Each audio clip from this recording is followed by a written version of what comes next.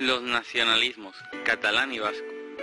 Como Cataluña y el País Vasco son naciones y como tal tienen derecho a autogobernarse, las diferencias entre estos son que cada uno tiene una lengua, fueros, también llamados privilegios, una cultura y costumbres propias.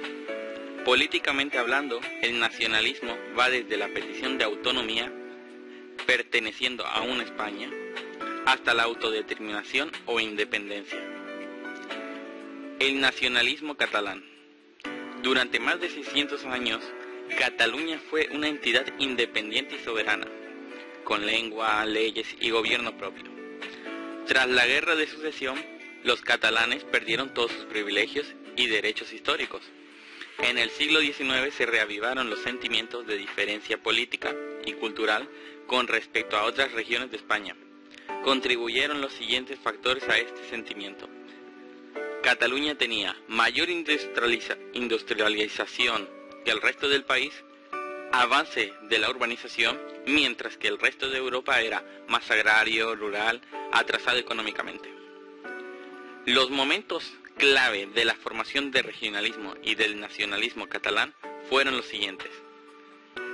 La aparición de la Renaixenca es un movimiento intelectual, literario, apolítico y de carácter burgués. Su propósito era difundir el pasado de Cataluña y recuperar sus señas culturales tradicionales de identidad nacional, principalmente su lengua. La creación del Centre Català, creado por Valentí Almirall, fue una asociación política, religiosa y catalanista que reclamó la autonomía para Cataluña dentro del Estado español. Almirall denunció la corrupción junto a la ineficacia de las oligarquías caciquiles. La formación de una nueva organización autonomista llamada Unió Catalanista, que con la ayuda de Enric Prat de la Riba era una organización de ideología conservadora y católica. Prat de la Riba redactó su programa conocido como Las Bases de Manresa, donde se pedía un régimen de autogobierno para Cataluña y se proponía un reparto de funciones entre el poder estatal central y el poder regional autónomo. Esta organización defendía el separatismo de España. La formación de la Lliga Regionalista. En 1901 fue creada.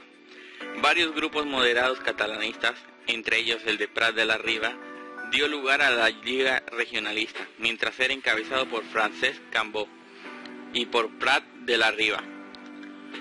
Como ideólogo de mayor valía, era un partido burgués, católico, posibilista, moderado, de carácter conservador y no tenía ninguna posición independentista. Sus propósitos colisionaron con el cerrado centralismo de los gobiernos de la Restauración. La Lliga mantuvo durante el primer cuarto del siglo XX el predominio en la vida política de Cataluña, hasta el advenimiento de la dictadura del general Primo de Rivera.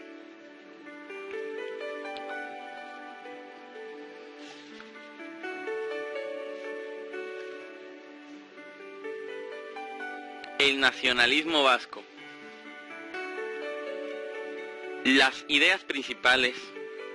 principales diferencias que identifican la nación vasca son el idioma, euskera, derechos privilegiados forales.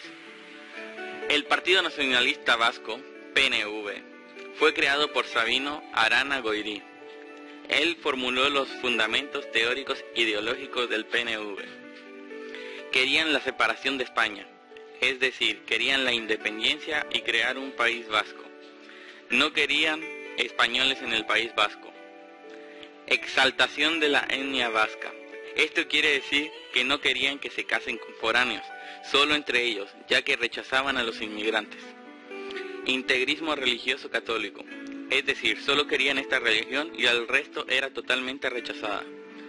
Promoción del idioma y recuperación de las tradiciones culturales debido a que se notaba cómo se extinguía poco a poco el euskera, por lo que el PNV decidió tomar medidas al respecto. Idealización y apología de un mítico mundo rural vasco, contrapuesto a la sociedad industrial españolizada. Conservadurismo ideológico, tanto en el terreno social como en el político, que llevaba el enfrentamiento con el PSOE, principal organización obrera en Vizcaya. Denuncia del carácter españolista del carlismo. El PNV encontró sus principales apoyos en el mundo rural y entre la media y pequeña burguesía. Sin embargo, la gran burguesía industrial, financiera y comercial vasca se distanció del nacionalismo, porque sus actividades e intereses económicos estaban estrechamente vinculados al contexto español. La aparición del regionalismo gallego y valenciano. Una generación de intelectuales, eruditos y poetas rescataron y difundieron la lengua gallega como lengua literaria, impulsando así el Resurgimiento. Posteriormente, incluso se vendían revistas en gallego, mientras que el galleguismo político tuvo un desarrollo más lento, el regionalismo. En Valencia, la acción regionalista de recuperación cultural se inició con la creación de la Societat de lo Ratpenat. Los primeros movimientos nacionalistas canarios. Secundino Delgado. En la creación y difusión del primer movimiento nacionalista canario hay que destacar a Secundino Delgado, que fue un luchador por la defensa de los intereses de Canarias y Cuba, donde en esa época los abusos coloniales estaban al orden del día. Desafortunadamente, sus palabras escritas en su libro Bacaguaré, con la frase "todo por y para la libertad de los pueblos y de los hombres", sufrirá de intensas persecuciones y de prisión. Sin embargo, tenía amigos que le alentaron en continuar con su lucha. Secundino Delgado fue el creador del primer partido canario en la historia del archipiélago, además de destacar como periodista y escritor reivindicativo. El movimiento obrero. El desarrollo del movimiento obrero socialistas y anarquistas. Durante la época de la Restauración se produjo una expansión extraordinaria de la acción del movimiento obrero español. El desarrollo del sindicalismo, el anarcosindicalismo. En 1901, diversos grupos anarquistas comenzaron a publicar en Cataluña un periódico llamado Solidaridad Obrera, que patrocinó una asociación del mismo nombre. Fue una de las protagonistas de la Semana Trágica de Barcelona. Debido a que no contaba con la suficiente disciplina interna, su sistema asambleario, apoliticismo y por todos los ámbitos laborales, fue el sindicato con mayor número de afiliados, en su mayoría obreros industriales catalanes y jornaleros andaluces. Los principales rasgos ideológicos que definían a los anarquistas eran: rechazaban cualquier autoridad impuesta, eran de autonomía individual total y abolición del Estado con todas sus instituciones. Querían una supresión de las propiedades privadas y querían que todo fuera colectivo, tierras, máquinas y capital.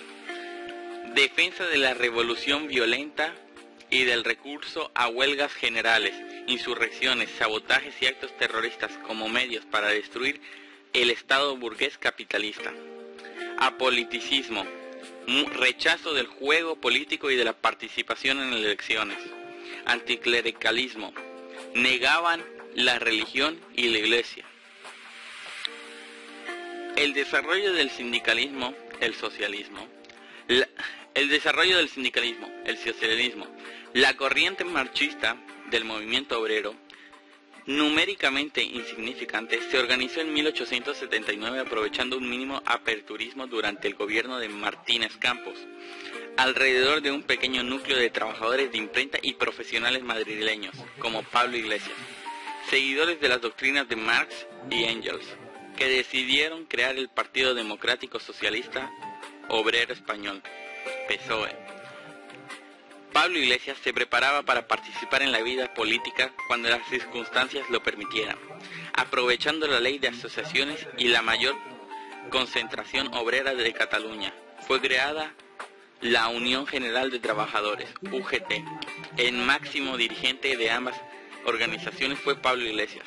Las ideas básicas del programa socialista eran exigencia de emancipación para los trabajadores, transformación de la propiedad individual en propiedad social, posesión del poder político por la clase proletariada, rechazo del terrorismo, oposición a la expansión colonial y a las guerras.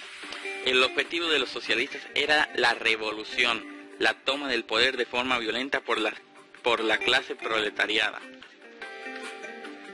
El último punto es: solo teniendo más fuerza el proletariado era la única manera de hacerle frente a la burguesía y de este modo mejorar las condiciones de vida.